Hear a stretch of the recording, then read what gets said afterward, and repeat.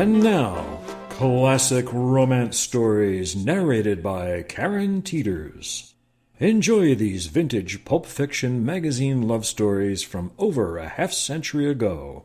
Brought to you by our sponsors, ClassicRomanceStories.com and Classic Romance Stories, the YouTube channel. Now, here's Karen Teeters. Hello and welcome. This is Karen Teeters, narrator of Classic Romance Stories.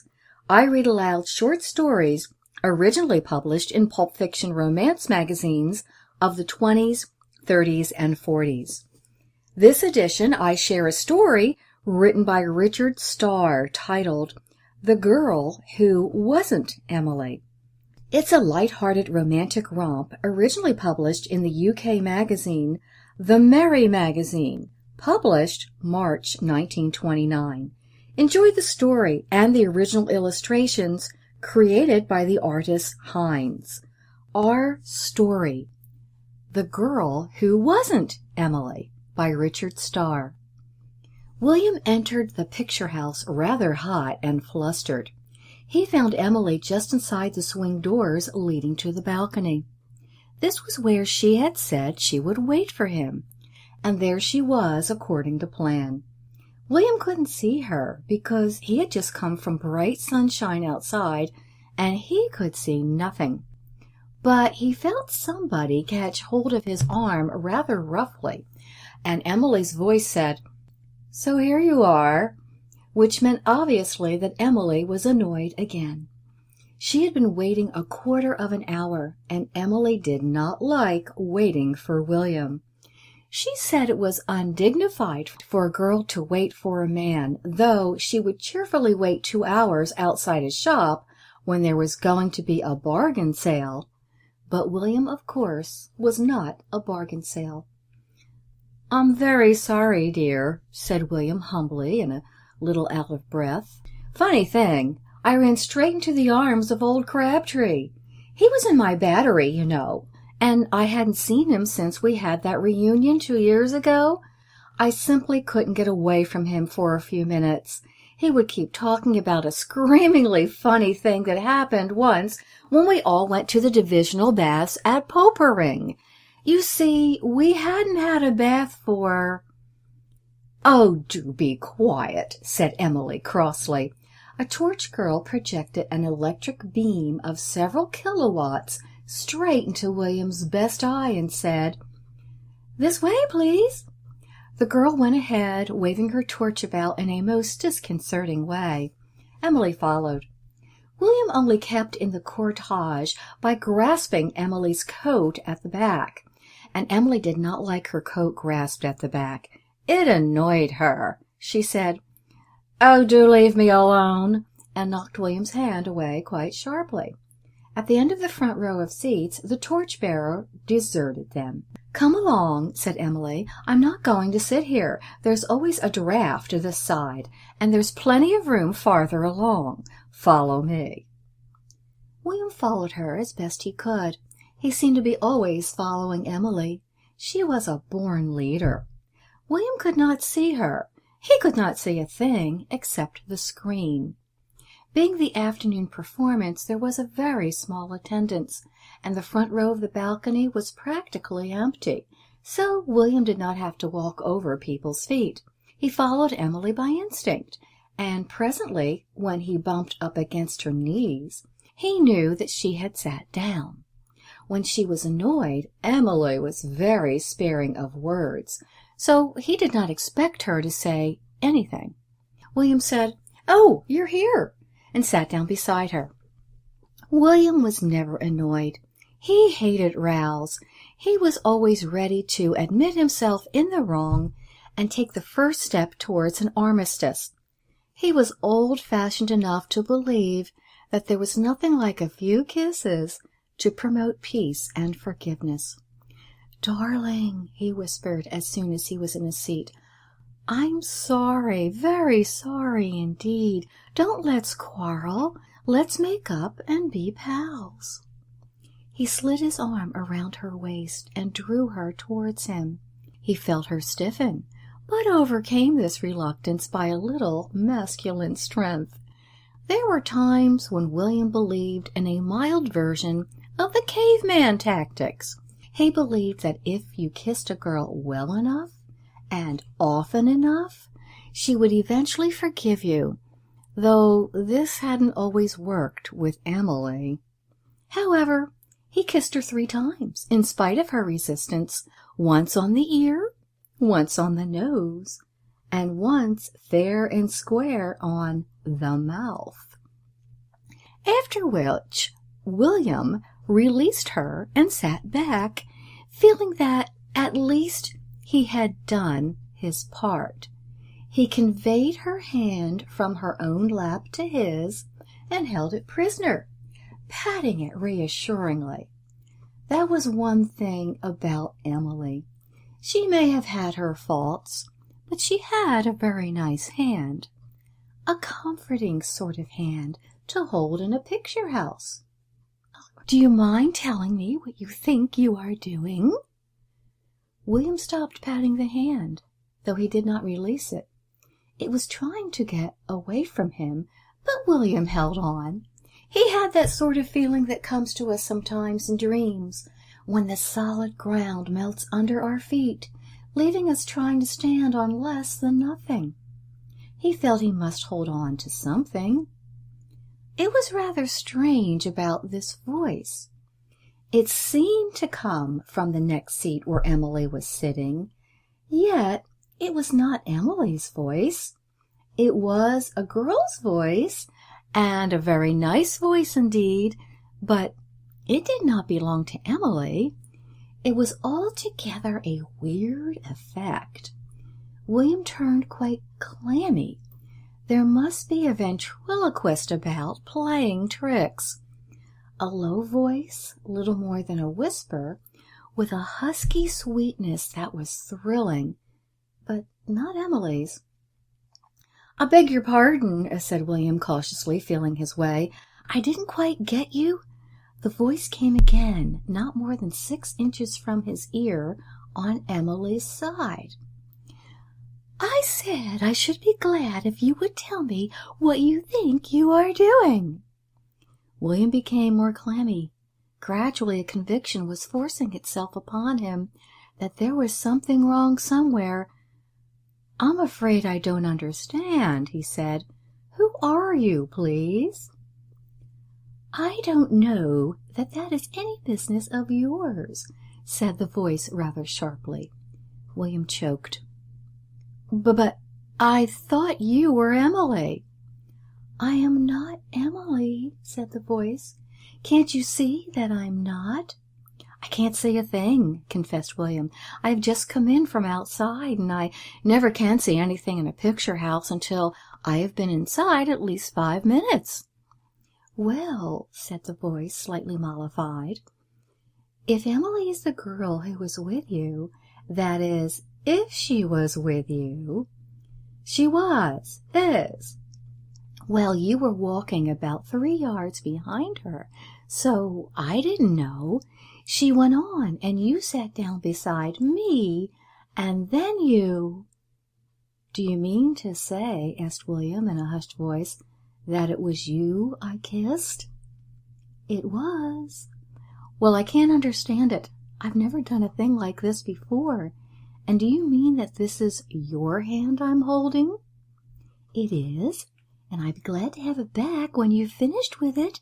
I know you've only borrowed it, but—" William dropped the comforting little hand as if it had bitten him.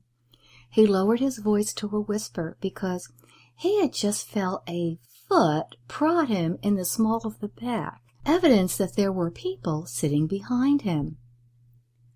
"I'm very sorry about this. I hope you will believe that I did not do this intentionally." "That's all right. There's no harm done.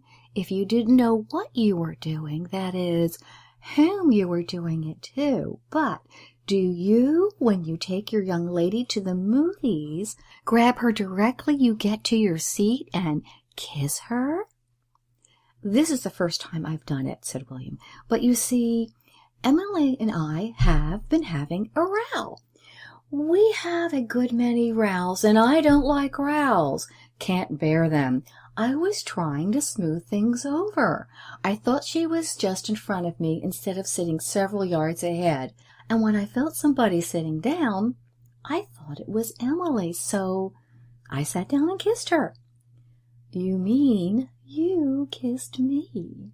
I'm very sorry. Don't worry, worse things happen at sea, but didn't it strike you that though you can't see a thing, the people who have been here some time can?"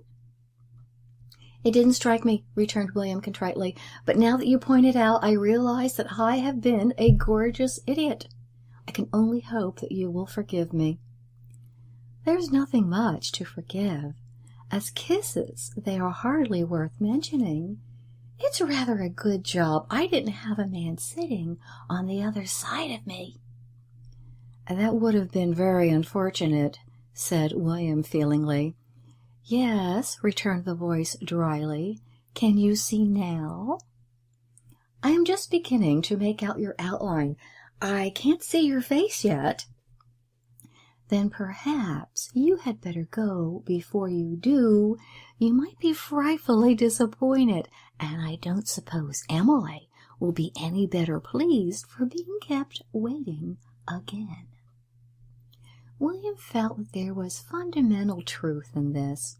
He rose hurriedly and grabbed his hat, which he found he had been sitting on. Not that it mattered, being a soft felt, but he did not remember putting it on the seat. "I want to say again how sorry I am." "Please don't. I know it was a mistake, and you haven't hurt me. Get on and find Emily. She must be somewhere at the end of this row. The longer you stay, the worse it will be." It was worse than anything William could have imagined. William's explanation of his second absence was received in frosty silence. With a desire for peace, he concealed the active part of what had happened. This did not make his case any better, because it transpired that Emily Gibbs had actually seen. She had been in the theater a quarter of an hour, so her eyes were accustomed to the gloom. She had happened to look back to see where William was, just at the very moment when William had the strange girl well and truly in his arms, and was extremely busy kissing her. William's delayed explanation of his mishap, when he eventually presented it for consideration, did not go at all well with Emily. In fact, she laughed, a hard, unpleasant sort of laugh. "Ha ha! Is that the best story you can think of?" she said. "Look here," said William, getting for once a little annoyed himself. "If I were running two girls at the same time, do you think I would be fool enough to invite them both to the same picture house at the same time?" "Yes," replied Emily, "you would be fool enough for anything." To which, of course, there was no answer. William sat by her side for an hour, and the frost showed no signs of breaking. The picture did not help. It was all about a man who deceived girls in a barefaced way. Emily applauded when, in the last reel, he was overtaken by richly deserved retribution. But not a word would she have to say to the miserable William, who was beginning to wonder what he was really getting out of being engaged to Emily. Her lapses into sweetness were becoming progressively rarer, whereas the girl he had kissed by mistake, how delicious that low, husky, sweet voice had sounded! How reasonable, even generous, she had been over his fatuous blunder! Already the idea was being born in William's brain that he must see her again. That is to say, he must see her for the first time, because he hadn't seen her at all yet. He refused to believe that her face could be anything but delightful. Abruptly, after an hour of stony silence, Emily rose and went out. William followed, meekly, hat in hand. When they arrived in the lighted vestibule, he went to put on his hat and found he couldn't. "What have you got there?" demanded Emily, icily. "My hat," said William automatically. "Don't be ridiculous. Your hat is on your head. You've got a girl's hat in your hands." Sad to relate, this was only too true. William's hat was indeed on his head. It had been on his head all the time. The hat in his hands, which he had been nursing for the last hour, was a soft felt, but there its likeness to his own ended. It was, as Emily had truly stated, a girl's hat. "Where did you get it?" demanded Emily. "It must be that girl's hat," returned the stricken William. "What girl?" "The girl I sat down beside. You see, I sat on a hat which I thought was my own. I was a bit confused. When I left, I took the hat with me, thinking it was my own." They were now in the street. Emily looked vengefully at the battered little toque. "Throw the thing away," she said. "How can I throw it away?" returned William spiritedly. "It's not my property. I must go back and find the girl it belongs to." To be honest, William was not feeling so crestfallen as he looked. To go back to the girl with the husky sweet voice was the one thing he most desired. To speak to her again, to see her face. If he couldn't see her this time, he would wait until he could, perhaps to get her name and address. "Do you expect me to wait for you while you go back to that girl again?" asked Emily. "No," said William, "but I am going back nevertheless. You would have me let this young lady go home bareheaded?" "If you go back to that girl, you can say good-bye to me." William bowed and said he was going. Emily turned her back on him, walked to the curb, and hailed a bus, which ignored her. William went back to the picture house. To avoid argument, he bought another ticket and went straight to the middle row, where he had left the girl with the seductive voice. The girl was not there. The whole of the front row was empty. She had gone without her hat. "Did anybody," asked William of the torch girl, "complain about losing a hat?" The torch girl giggled. "Complain? I should just think so. A lady came and bullied me as if I had taken it. 'You've got it.' Oh, my goodness. She said somebody had stolen it, and she would hold us responsible. She carried on, I can tell you." "I took it by mistake," said William seriously. "I thought it was my own." The girl found this hugely diverting. "Well, you can leave it at the office if you like. Then if she comes back, we can give it to her. It doesn't look worth much now. She said we hadn't heard the end of this yet." "Did she leave her address?" asked William. "Yes, here it is." "Good," said William. "The least I can do is to call on her and return her property with an apology."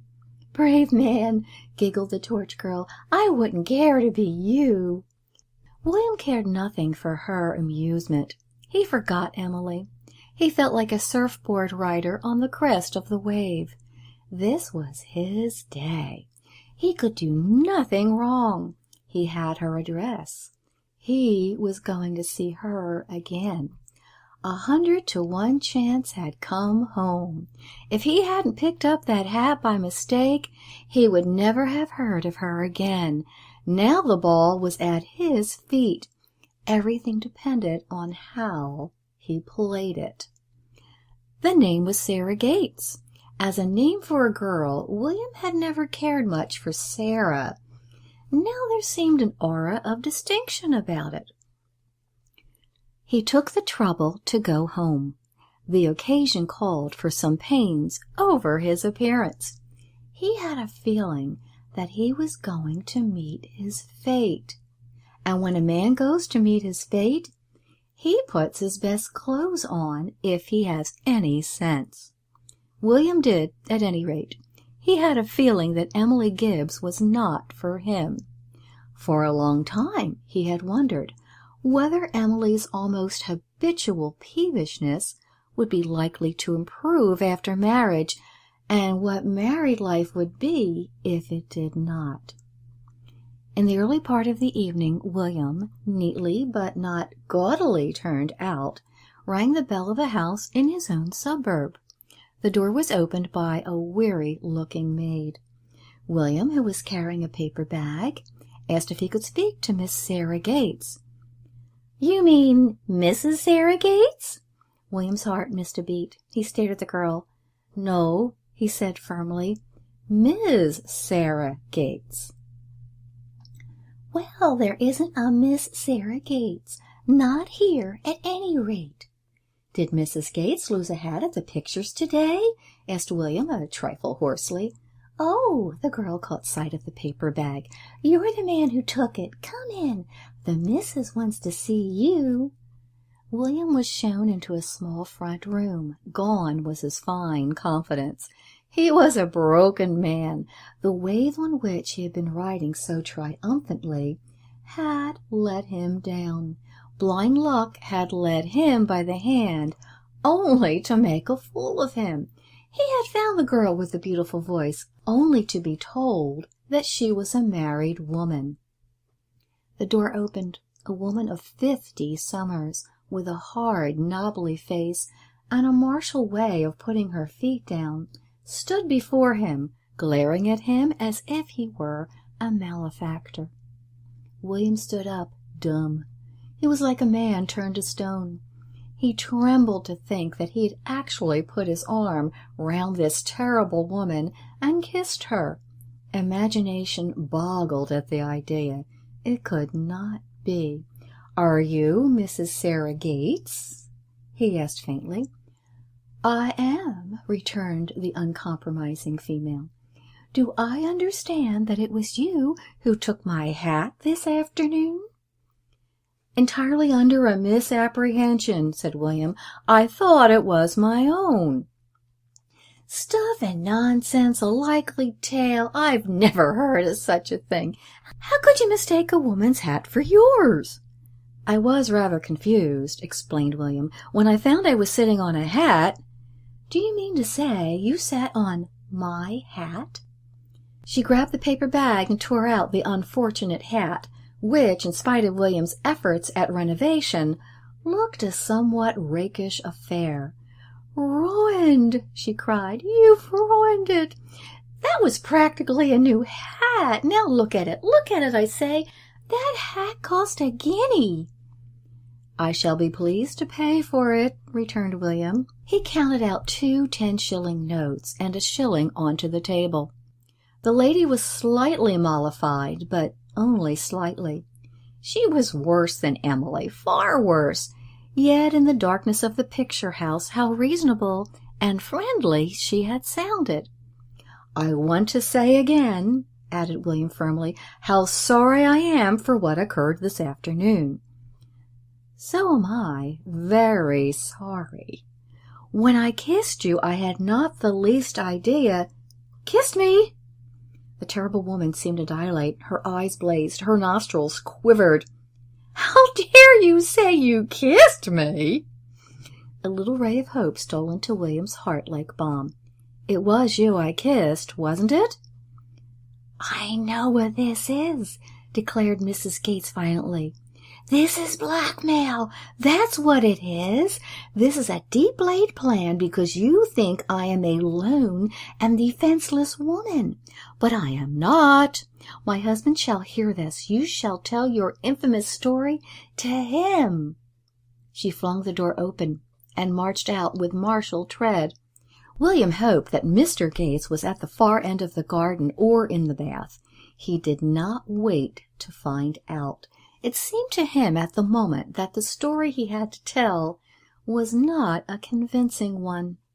He slipped out of the room. The narrow hall was empty. A moment later he closed the front door behind him.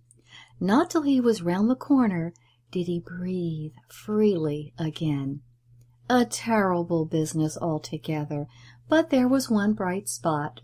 There was strong presumptive evidence that it was not Mrs. Gates he had kissed in the darkness of the balcony. That was some relief. But the girl of the low, sweet voice, how was he to find her now? Emily returned her engagement ring, and 3 weeks later William heard that she was going out with Mr. Purkis, a rather well-to-do widower. William hoped she would be happy. Mr. Purkis had a very fine car, and Emily had always seemed to regard it as a grievance that William could not afford a car. Being honest with himself, William could not look upon it as a misfortune that he had lost Emily. He found, indeed, that life was brighter. Their temperaments had evidently clashed. Perhaps she would get on better with Purkis. He hoped so. He did not forget the girl with the magnetic voice whom he had kissed in the dark. It was impossible to forget her. But she faded to the back of his mind, where she remained as a sweet, rather sad memory. It was impossible to be really grief-stricken over the loss of a girl he had never had and whose face he had never seen. And after all, there was no definite proof that it was not Mrs. Gates he had kissed. He went back after a time to his old ways. That is to say, he caught a later train to the city in the morning. Ever since his engagement to Emily, he had caught an earlier train than necessary in order to go to the city with her. And once more he saw the girl whom he used to see nearly every morning on this train. The pretty girl with the dark brown eyes and the glossy hair, and the rather demure air of always minding her own business. It was nearly a year since he had last seen her. Always William had been instinctively drawn to this girl. Not merely her prettiness. There was something companionable about her.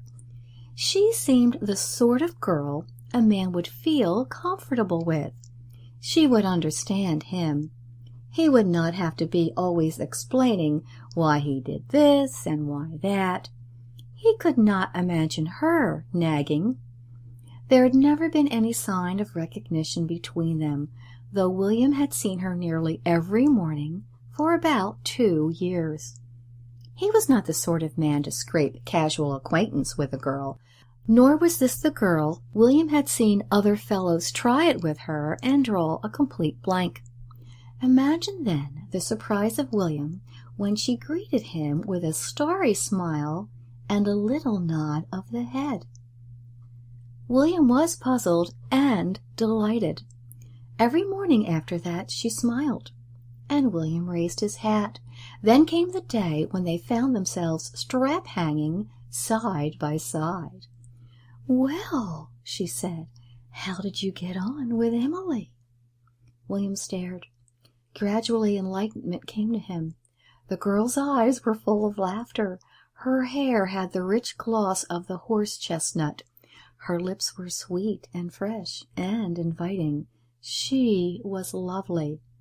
All round them people devoured their morning papers, and other strap-hangers bumped them, unmindful that romance, with shining face, had come suddenly among them. William drew a long, deep breath. "You," he whispered, just loud enough for her to hear above the thunder of the train. "You are the girl I saw that day at the movies?" "You didn't see me. You only kissed me." "Well, I said I was sorry." "I know you did. You said it several times." "It was untrue. I'm not sorry. I only wish I had kissed you more." "Hush! I ought not to listen to this." "How is it that you know me?" asked William. "You were the only one of us who was blind, you know. I could see your face quite well, and I recognized you."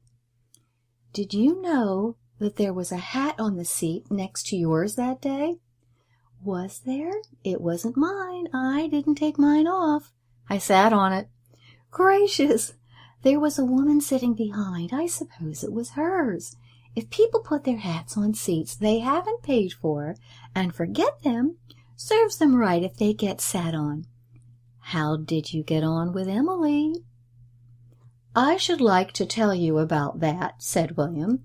How about it if we were to meet tonight and have a cup of tea somewhere? Oh, I don't know about that. You see, we are perfect strangers. We don't even know each other's names. That can be easily remedied, and I don't see how you can look upon a man who has kissed you 3 times as a stranger. Well, there's something in that, I suppose. She gave him a flashing smile. How would 6 o'clock suit you, outside the Royal Exchange? Thank you for listening. Life can't always be a romance story, but you can choose to get lost in one whenever you wish. I hope you enjoyed my sharing of this special piece of fiction from the recent past. You may want to support my efforts, and if so, I invite you to comment, share, and like this presentation on YouTube. You may want to be a part of my classic romance list. You can be notified of my latest presentations. Simply subscribe to my YouTube channel. The subscribe button is on the lower right-hand corner of the header on my channel page, Classic Romance Stories. After you click that, go to the lower left sidebar, click Manage Subscriptions. There's a drop-down box. Check the box Send Me Updates, so that if you wish, you can be notified in your email, the one you have linked to your YouTube Gmail account, when new videos are posted. I invite you to get lost with me in another classic romance story very soon. Stay tuned for the next presentation. Goodbye for now.